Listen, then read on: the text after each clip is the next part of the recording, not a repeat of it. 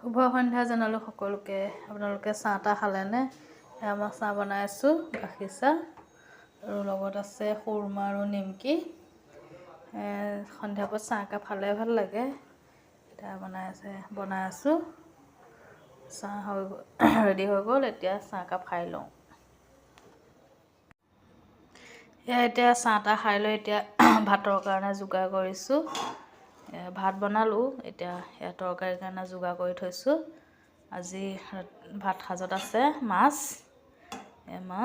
আৰু এইপিনে বনাম মাছৰ লগত বনাম জাতিলাও, বিলাহী, আলু দি বনাম। যোগাৰ কৰি থৈছোঁ, এতিয়া বনাম আৰু। এয়া আমাৰ জাতিলাও আৰু মাছৰ তৰকাৰী হৈ গ'ল।